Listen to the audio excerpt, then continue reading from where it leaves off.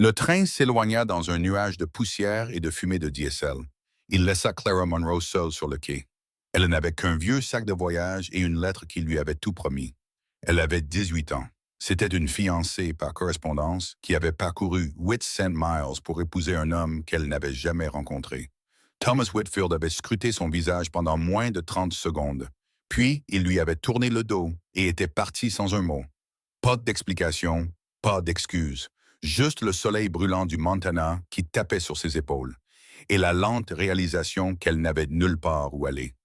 Auriez-vous décidé de rester ou de fuir? Laissez un commentaire avec votre ville pour que je voie jusqu'où l'histoire de Clara voyage. Et restez avec nous pour découvrir comment une fille abandonnée sous le soleil d'été a trouvé la famille qu'elle méritait. Le quai se vida rapidement. Clara restait immobile, les doigts blanchis crispés sur la poignée de son sac. Elle regardait les autres passagers disparaître dans des calèches ou marcher vers le centre-ville d'un pas décidé. Le chef de gare s'était déjà retiré dans son bureau, la porte claquant derrière lui. Le seul bruit restant était le vent qui raclait les planches de bois et le meuglement lointain du bétail. Elle avait imaginé ce moment 100 fois durant son long voyage vers l'ouest. Dans son esprit, Thomas Whitfield l'attendrait avec un sourire aimable. Peut-être un bouquet de fleurs sauvages ou un mot de bienvenue. Elle s'était vue commencer une nouvelle vie avec dignité, avec espoir. Elle avait imaginé la sécurité. Au lieu de cela, elle n'avait reçu qu'un regard froid et un dos tourné. La gorge de Clara se serra. Elle se força à respirer lentement, à réfléchir. La lettre était toujours pliée dans sa poche, celle que Thomas avait envoyée il y a 3 mois. Elle promettait un foyer, un avenir, un partenariat fondé sur le respect mutuel et la foi. Elle en avait mémorisé chaque ligne. Je suis un homme de moyenne modeste, mais de caractère stable. Je cherche une épouse qui valorise l'honnêteté et le travail acharné.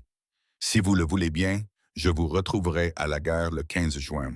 C'était le 15 juin et il l'avait rencontrée. Il avait juste décidé qu'elle ne valait pas la peine d'être gardée. Clara se tourna lentement, scrutant la ville au-delà du quai. Steep Creek n'était pas grand-chose. Une seule rue principale bordée de vitrines usées par le temps. Un magasin général, un saloon avec une enseigne tordue, un clocher d'église s'élevant comme une aiguille blanche contre le ciel bleu infini. Au-delà, rien que la prairie vallonnée et des montagnes lointaines scintillant dans la chaleur. Beau, vaste, indifférent. Elle avait 17 dollars en poche. C'était chaque centime qu'elle avait économisé en travaillant dans la pension de sa tante dans l'Ohio. De l'argent caché en secret pendant 2 longues années. Ce n'était pas assez pour acheter un billet de retour. Ce n'était pas assez pour une semaine de logement. Ce n'était assez pour rien, sauf retarder l'inévitable. Les mains de Clara tremblaient. Elle posa son sac et pressa ses paumes l'une contre l'autre, se forçant au calme. Réfléchis. Tu dois réfléchir. Mais la chaleur rendait la réflexion difficile. Le soleil était impitoyable, éblouissant sur les rails métalliques et blanchissant le ciel. La sueur perlait sur sa nuque, trempant le col haut de sa robe de voyage. Elle avait mis ses meilleurs vêtements pour l'occasion, sa seule belle robe, en fait. Un simple coton gris avec des boutons en ivoire qu'elle avait poli ce matin-là. Elle avait voulu avoir l'air respectable, digne. Maintenant, le tissu collait à sa peau, lourd et étouffant. Une ombre bougea à la limite de sa vision. Clara se tourna brusquement et vit 3 hommes traîner près de la clôture de l'enclos, à environ 50 mètres. Ils ne la regardaient pas directement, mais ils ne détournaient pas le regard non plus. Des vagabonds, peut-être. Des vachers entre 2 emplois. L'un d'eux cracha dans la poussière et dit quelque chose qui fit rire les autres. Le pouls de Clara s'accéléra. Elle ramassa son sac et commença à marcher vers la rue principale. Elle gardait le regard droit devant, ses pas mesurés. Ne pas courir, ne pas montrer sa peur. Le magasin général était le bâtiment le plus proche. Si elle pouvait juste l'atteindre, entrer, peut-être demander du travail ou un logement. Bonjour, mademoiselle. La voix venait de derrière elle, assez près pour la faire sursauter. Elle s'arrêta, mais ne se retourna pas. Vous attendez quelqu'un? La voix de l'homme était décontractée, amicale même. Mais il y avait une pointe de quelque chose en dessous. De l'amusement, de la curiosité. Je vais bien, merci, dit Clara doucement, et elle continua de marcher. Des bruits de pas suivirent. 2 paires, peut-être 3. Vous êtes sûr? Vous avez l'air un peu perdu. Le cœur de Clara battait de la chamade. Le magasin était encore à 30 mètres. Trop loin. Elle jeta un coup d'œil de côté et vit les deux autres hommes s'écarter légèrement, lui coupant la route. Pas menaçant, pas encore, juste en train de se rapprocher. J'ai dit que j'allais bien. Sa voix sortit plus sèche cette fois, et elle détesta la façon dont elle trembla à la fin. Eh bien, ce n'est pas très amical. Le premier homme entra dans son champ de vision. Grand, mal rasé, avec un chapeau taché tiré bas sur ses yeux.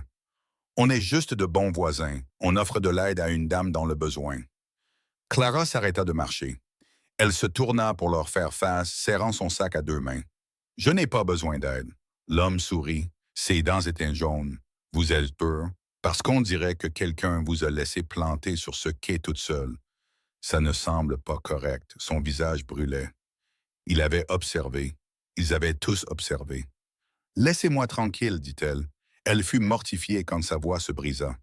Le deuxième homme rit, un son bref et laid. « On discute juste, mademoiselle. » Pas de mal à discuter. Mais ils étaient plus proches maintenant. Assez proches pour qu'elle sente le whisky et la sueur. Assez proches pour que courir soit inutile. L'esprit de Clara s'emballa. Crier. Quelqu'un entendra. Reculer. La voix était basse, ferme, et venait de quelque part sur sa gauche. Les trois hommes se tournèrent. Un homme se tenait près du coin de la gare, tenant un enfant endormi contre son épaule. Il n'était pas grand, peut-être juste 1,80 m. Maigre et marqué par le temps, avec une peau brunie par le soleil et des yeux bleu pâle. Il portait des vêtements de travail, un chapeau abîmé et une expression de calme absolu.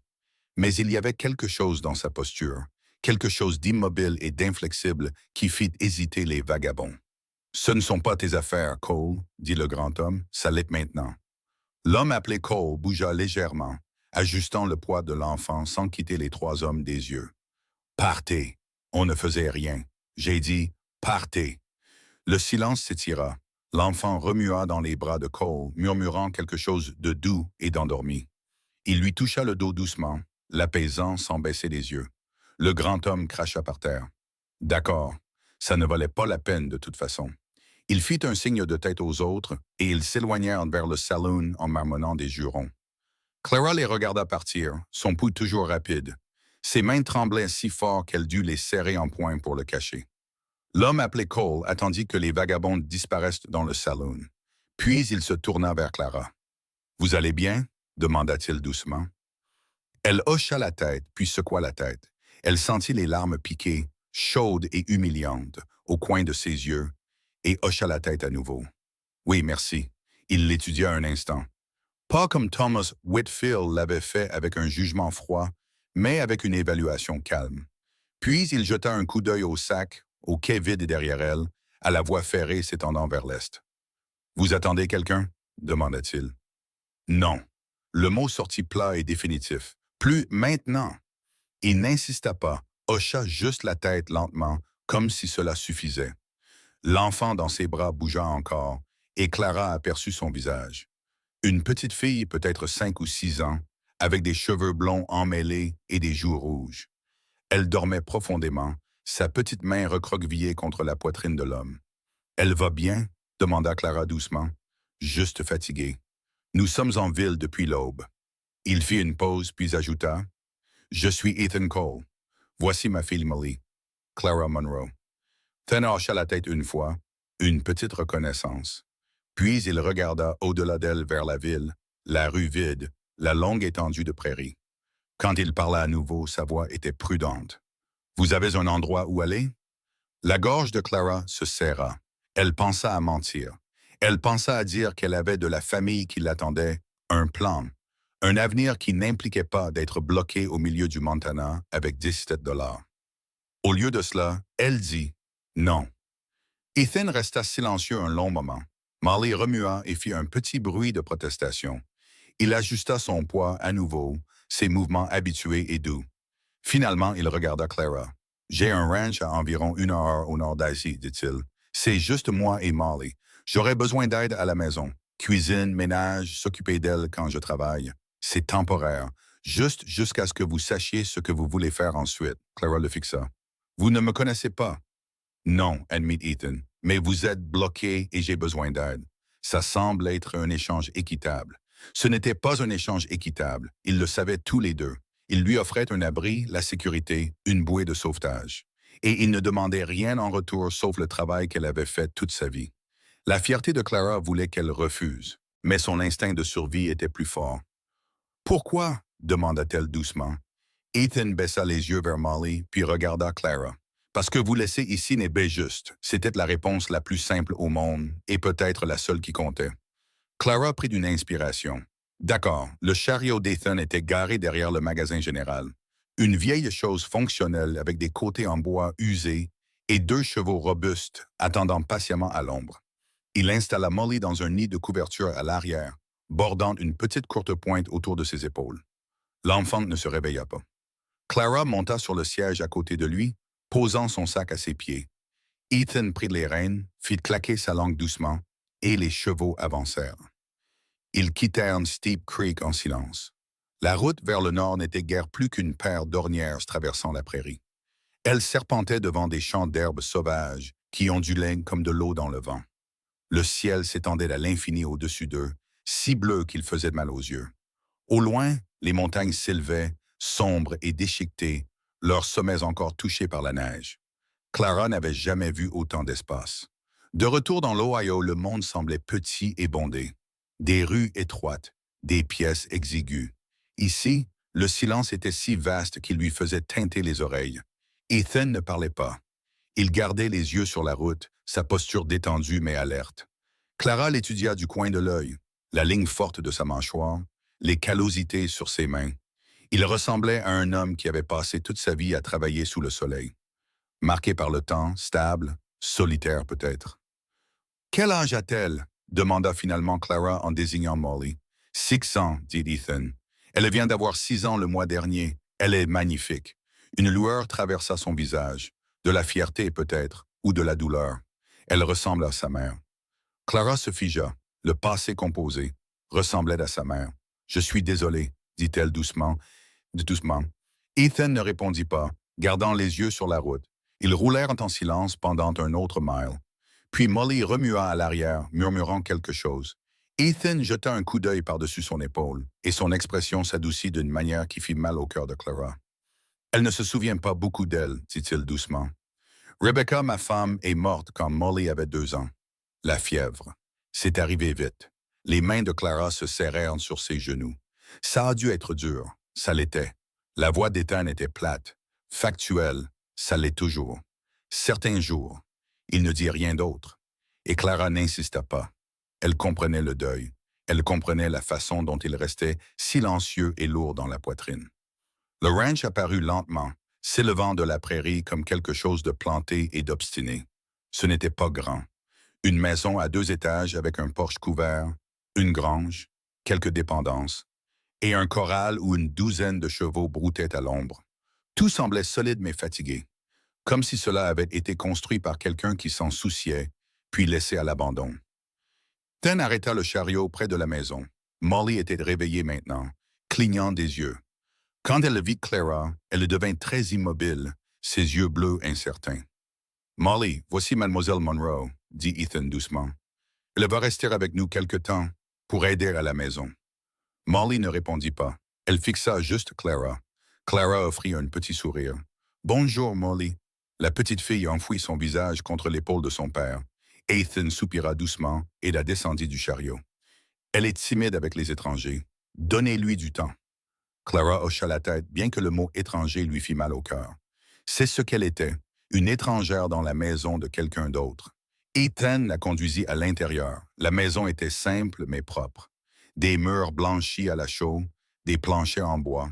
La pièce principale avait une cheminée en pierre, un canapé usé, une table avec 2 chaises. À l'étage, Ethan lui montra une chambre étroite avec un lit, un lavabo et une fenêtre donnant sur la prairie. « Ce n'est pas grand-chose, dit-il. C'est plus que ce que j'avais il y a 1 heure, dit Clara doucement. Ethan hocha la tête. « Je vous laisse vous installer. Le souper est vers 18 heures. Rien de sophistiqué. » Il partit, fermant la porte doucement. Clara resta seule dans la petite pièce, son sac toujours serré dans sa main. Lentement, elle le posa et s'assit sur le bord du lit. Le matelas était fin mais propre. La pièce sentait légèrement la sauge et la poussière. Elle aurait dû ressentir du soulagement, de la gratitude. Au lieu de cela, elle se sentait vide, car ce n'était pas un nouveau départ. C'était juste un autre endroit où elle n'avait pas sa place. Le souper fut calme. Ethan avait préparé un repas simple. Haricots, pain de maïs, un peu de porc salé. Lui et Molly étaient assis en face de Clara, mangeant en silence. Molly gardait les yeux sur son assiette, jetant parfois des coups d'œil à Clara. « C'est bon, » dit Clara doucement. « Merci. » Ethan hocha la tête. « C'est vous qui ferez la cuisine dorénavant, si ça vous va. » Bien sûr, un autre silence. Clara se concentra sur sa nourriture, consciente de l'étrangeté de la situation. Assise à une table avec deux inconnus, dans une maison qui n'était pas la sienne. Après le souper, Ethan emmena Molly au lit. Clara débarrassa la table et fit de la vaisselle. Dehors, le soleil se couchait enfin, peignant le ciel de nuances d'or et de rose. Quand Ethan redescendit, il trouva Clara sur le porche, les bras croisés, regardant la prairie. « Elle dort ?» demanda Clara. « Comme une masse. » Ethan s'appuya contre la rambarde. « Elle s'habituera à vous. Ça prend juste du temps, je comprends. » Ils restèrent en silence un moment. Puis Ethan dit, « Vous n'avez pas à me dire ce qui s'est passé. Mais si vous avez besoin de quoi que ce soit, fourniture, aide pour aller dans une autre ville, dites-le. » Clara se tourna pour le regarder. Son visage était dans l'ombre. « Pourquoi faites-vous cela ?» demanda-t-elle.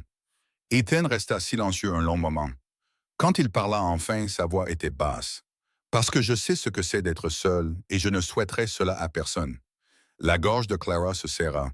Elle détourna le regard, clignant des yeux pour retenir ses larmes. « Merci, chuchota-t-elle. » Ethan hocha la tête, puis il rentra à l'intérieur, la laissant seule sous le vaste ciel du Montana. Les jours s'installèrent dans un rythme. Clara se levait avant l'aube et allumait le feu. Elle faisait le café fort et noir comme Ethan l'aimait. Ethan mangeait vite et partait travailler. Clara passait la matinée à nettoyer, raccommoder, faire la lessive. Molly la suivait partout. La petite fille ne parlait pas beaucoup, mais elle observait. Elle s'asseyait sur les marches pendant que Clara étendait le linge. Elle se tenait dans l'embrasure de la cuisine pendant que Clara pétrissait le pain. Elle suivait Clara comme un petit fantôme aux cheveux d'or. Le troisième jour, Clara se tourna et trouva Molly juste derrière elle. « Molly, dit Clara doucement en s'accroupissant, tu n'es pas obligée de me suivre. Tu peux jouer. » Molly la fixa avec ses grands yeux bleus, puis, très doucement, elle dit « Est-ce que tu vas partir ?» Le cœur de Clara se serra. « Quoi? Est-ce que tu vas partir ?» répéta Molly en chuchotant. « Comme maman. »« Oh !» Clara prit lentement la petite main de Molly dans la sienne. « Je ne suis pas ta maman, ma chérie, mais je ne vais nulle part. »« Pas encore, promis. » Clara hésita. Elle ne savait pas combien de temps elle resterait. Mais en regardant le visage effrayé de Molly, elle ne put dire que la vérité. « Je le promets, » dit Clara doucement. Les épaules de Molly se détendirent. Elle serra la main de Clara une fois avant de la lâcher. La chaleur continua. La deuxième semaine, le soleil était un marteau et la prairie une enclume. Les herbes devinrent cassantes et dorées. Le ruisseau rétrécit en un filet d'eau. Même les chevaux bougeaient lentement. Clara gardait la maison aussi fraîche que possible. Elle apprit où Ethan rangeait les choses. Elle apprit que Molly ne mangeait des légumes que s'ils étaient coupés petits. Elle apprit qu'Ethan travaillait trop dur. Qu'il rentrait trempé de sueur et ne se plaignait jamais. Elle apprit que Molly faisait des cauchemars et appelait sa mère. Elle apprit que cette maison était construite sur l'absence. Et lentement, Clara commença à la remplir. Elle faisait du pain. Elle raccommodait les robes de Molly. Elle fredonnait des mélodies douces en travaillant. Ethan le remarqua. Il ne disait rien. Mais parfois, il s'arrêtait dans l'embrasure de la porte et regardait la table mise avec soin. Il regardait Clara bouger dans la cuisine comme si elle y avait sa place. Et Clara croisait son regard et sentait quelque chose de fragile fleurir dans sa poitrine. Ce n'était pas sa maison, mais cela commençait à y ressembler. La chaleur se brisa un jeudi matin, mais pas de la façon souhaitée. Clara se réveilla au son de Molly qui toussait, un bruit profond et rauque qui la glaça. Elle courut vers la chambre de Molly. La petite fille était recroquevillée, le visage rouge cramoisi, les cheveux collés par la sueur. Quand Clara toucha sa joue, la chaleur fut choquante. « Molly, ma chérie !» chuchota Clara. Tu m'entends? Les yeux de Molly s'ouvrirent, vitreux. J'ai froid, gémissait-elle. Le cœur de Clara fit d'un bond. La pièce était étouffante.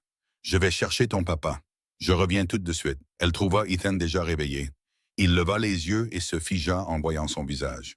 C'est Wally, dit Clara. Elle brûle de fièvre. Ethan bondit sur ses pieds. Clara le suivit et le regarda prendre sa fille dans ses bras. Jésus, souffla-t-il. Depuis combien de temps est-elle comme ça? Je ne sais pas. Je viens de la trouver. Ethan porta Molly en bas et la posa sur le canapé. Molly gémissait et se tournait vers lui. Papa est là, dit Ethan d'une voix rauque. Je suis là, bébé. Mais Clara voyait la peur dans ses yeux. Je vais chercher de l'eau fraîche, dit Clara. Nous devons faire baisser la fièvre. Elle travailla vite, remplissant une bassine. Ses mains étaient instables, même si son esprit s'emballait. Elle avait déjà vu la fièvre. Mais Molly était si petite. Quand elle revint, Ethan était agenouillé près du canapé. Clara posa un linge humide sur le front de Molly. Nous devons la rafraîchir, dit-elle. Pouvez-vous lui enlever cette chemise de nuit? Mettez-lui quelque chose de plus léger. Ethan obéit. Clara pressa un autre linge sur le cou de l'enfant. Dois-je aller chercher le médecin?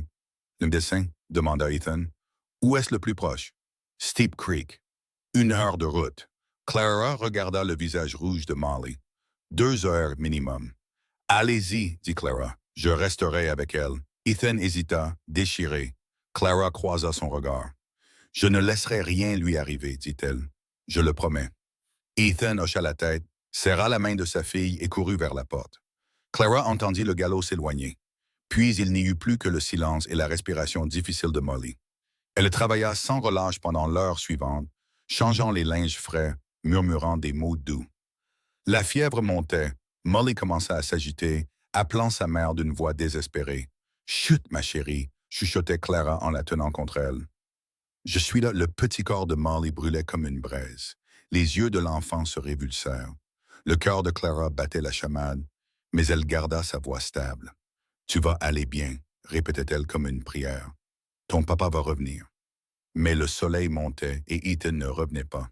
« S'il vous plaît, pensa-t-elle, ne la laissez pas mourir. » La porte d'entrée s'ouvrit violemment. Ethan entra, le visage gris de poussière, suivi du médecin. « Comment va-t-elle? » demanda Ethan. « La fièvre monte encore, dit Clara. Le médecin examina Molly rapidement. « C'est la fièvre d'été, dit-il. J'ai vu 3 cas cette semaine. Pouvez-vous l'aider? » demanda Ethan. Le médecin sortit une petite bouteille. « Cela aidera, mais elle a besoin de soins constants. La fièvre doit tomber d'elle-même. Les prochaines 24 heures sont critiques. » Le visage d'Ethan était de pierre. Le médecin donna des instructions et partit. La maison sembla soudain très silencieuse. Ethan s'effondra sur une chaise et enfouit son visage dans ses mains. « Je ne peux pas la perdre, dit-il. J'ai déjà perdu. » Il s'interrompit. Clara s'agenouilla près de lui. « Tu ne la perdras pas, dit-elle. Nous ne laisserons pas cela arriver. » Ethan leva les yeux, désespéré. « Tu ne peux pas promettre ça. » « Non, admit Clara. Mais je peux promettre que je me battrai comme une diablesse pour la garder ici. » Ethan serra sa main. « Merci, chuchota-t-il. « Va te nettoyer, dit Clara. Je reste avec elle. » Ethan partit comme un automate. Clara se tourna vers Molly. « Tu m'écoutes, Molly Cole, dit-elle doucement. Tu ne vas nulle part. Ton papa a besoin de toi, et j'ai besoin de toi aussi. Alors batte-toi. » Molly ne répondit pas, mais Clara resta à ses côtés, refusant de lâcher prise. La journée passa lentement. En milieu d'après-midi, la fièvre était encore plus haute. « Ethan » appela Clara. « Nous devons essayer le bain. » Ils mirent Molly dans une bassine d'eau tiède. Molly gémissait. « Je sais, bébé » murmurait Ethan. « C'est juste pour t'aider. » Ils la séchèrent et la remirent sur le canapé. Ethan s'assit par terre, tenant sa main. « Tu devrais manger, dit Clara. « Je n'ai pas faim. Tu dois garder tes forces, insista Clara. « Je ne peux pas vous voir tous les deux vous effondrer. » Ethan alla à la cuisine. Clara se pencha vers Molly. Ses yeux étaient ouverts, mais vitreux. « Maman » chuchota Molly. La gorge de Clara se serra. « Non, chérie, c'est Clara. Elle ne reviendra pas, n'est-ce que pas? » demanda Molly. Clara retint ses larmes. « Non, ma chérie. Mais ton papa est là, et je suis là aussi, et je ne vais nulle part. » La nuit tomba. Clara alluma des lampes. Ethan s'était endormi sur la chaise. Clara veilla, changeant les compresses. Elle pensa au quai de Steep Creek. Ethan lui avait sauvé la vie ce jour-là. Et maintenant, sa fille mourait. Tard dans la nuit, Molly commença à convulser. « Ethan, réveille-toi » cria Clara. Ils travaillèrent ensemble pour refroidir son corps. Lentement, les convulsions cessèrent. « Elle est toujours avec nous » chuchota Clara. Ethan serra Molly contre lui, pleurant. « Je ne peux pas faire ça, dit-il. »« Si tu peux, dit Clara, parce que Molly a besoin de toi. » L'aube arriva lentement. Clara sentit le changement sous sa main. La peau de Molly n'était plus brûlante. « Ethan, chuchota-t-elle. Je crois qu'elle est plus fraîche. » Ethan posa sa main. « Oh mon Dieu, elle est plus fraîche. » Molly ouvrit les yeux, clairs pour la première fois. « Papa, pourquoi tu pleures? »« Parce que je suis heureux, bébé. » Clara se détourna pour cacher un sanglot. Quand elle se retourna, Molly la regardait. « Clara est restée avec moi? » demanda-t-elle. « Tout le temps, » dit Ethan. « Tu avais promis, » dit Molly. « Je tiens mes promesses, » dit Clara en prenant sa main. Molly se rétablit lentement au cours de la semaine suivante. Clara restait proche, lui lisant des histoires. Ethan les observait, silencieux. Il travaillait plus longtemps, rentrant épuisé. Le 8e jour, une calèche arriva. C'était Madame Hadley, une femme de la ville au regard perçant. « Monsieur Cole, j'ai entendu dire que votre fille était malade. »« Elle va mieux, » dit Ethan. Madame Hadley regarda Clara. « Et qui est-ce? »« C'est Mademoiselle Monroe, » dit Ethan. « Elle aide à la maison. »« Je vois, » dit Madame Hadley. « Une jeune femme non mariée vivant seule avec un veuf. Les gens parlent, Monsieur Cole. »« Je me fiche de ce que les gens disent, » dit Ethan. Madame Hadley insista. « Ça finit rarement bien. Pour la femme, surtout, à moins que vous n'ayez l'intention de rendre l'arrangement permanent. » Elle partit, laissant ses mots flotter comme du poison. Clara se sentait honteuse. « Elle a raison, » dit Clara. « Les gens parlent. » Ethan la regarda avec peur. « Je ne veux pas que tu partes, » dit-il. « Mais je ne te demanderai pas de rester si ça rend ta vie plus difficile. Le choix t'appartient. » Molly apparut sur le porche. « Est-ce que Clara part? » demanda-t-elle avec peur. « Non, ma chérie, » dit Clara en regardant Ethan. « Je ne pars pas. »« Promis? »« Promis. » Les jours suivants furent tendus. Ethan était distant. Un après-midi, Molly demanda. « On peut faire des biscuits? » Maman en faisait avec moi. Clara accepta. Elle est passée dans l'après-midi à cuisiner. « Tu penses qu'elle serait fâchée que j'aime quand tu chantes pour moi? » demanda Molly. « Non, ma chérie, » dit Clara. « Elle serait heureuse que tu ne sois pas seule. »« Mais tu n'es pas ma vraie maman, » dit Molly. « Non. Est-ce que tu m'aimes? »« Oui, je t'aime. »« Je t'aime aussi, » dit Molly en la serrant fort. Ethan rentra et trouva les biscuits. « Ils sont délicieux, dit-il. »« Clara a dit que maman serait heureuse que je ne sois pas seule, » dit Molly. « Tu penses que c'est vrai? » Ethan croisa le regard de Clara. « Oui, dit-il. Je pense que c'est vrai. » Ce soir-là, Ethan rejoignit Clara sur le porche. « Je ne peux pas continuer à prétendre que c'est juste un arrangement pratique, dit-il. Je veux que tu restes, pas comme employé, comme ma femme. » Clara le fixa. « Quoi? Je te demande de m'épouser. Parce que je pense que je tombe amoureux de toi. » Clara sentit ses yeux brûler. « Je sais que c'est rapide, dit Ethan, mais je sais que je te fais confiance. Je veux construire une vie avec toi. » Clara regarda leurs mains jointes. Elle pensa à la fille abandonnée sur le quai, et elle pensa à la vie qu'Ethan lui offrait. « Oui, dit-elle. Oui, je t'épouserai. » Ethan la serra contre lui. « Nous ferons ça bien, dit-il. Un vrai mariage. » Ils l'annoncèrent à Molly le lendemain matin. « Tu vas être ma maman? » demanda Molly. « Oui, dit Clara. »« C'est le plus beau jour de ma vie, » s'écria Molly. Le mariage fut fixé au dimanche suivant. La cérémonie à l'église fut simple. « Je le veux, dit Ethan. »« Je le veux, dit Clara. » À la sortie, Madame Hadley s'approcha. « Je vous dois des excuses, dit-elle. Vous avez une bonne femme, Monsieur Cole. »« Je le sais, dit Ethan. » De retour au ranch, Ethan avait décoré la maison avec des fleurs sauvages. « C'est parfait, dit Clara. » Le soir, Ethan vint la voir dans la cuisine. « Je ne veux rien forcer, dit-il. »« Nous sommes mariés, dit Clara. Nous sommes partenaires. » Ils montèrent à l'étage. Cette nuit-là, Clara sut qu'elle avait enfin trouvé son foyer. Les semaines passèrent. Un soir de fin juillet, le shérif vint voir Ethan. Des voleurs de bétail sévissaient dans la région. Ethan refusa l'aide du shérif, affirmant qu'il pouvait gérer seul. Clara essaya de lui parler, mais il la repoussa, voulant la protéger. 3 nuits plus tard, les voleurs attaquèrent. Clara se réveilla au son des chevaux. « Reste ici, dit Ethan en prenant son fusil. Promets-moi de rester avec Molly. » Je le promets. Mais quand elle entendit les coupes de feu, Clara ne put rester immobile.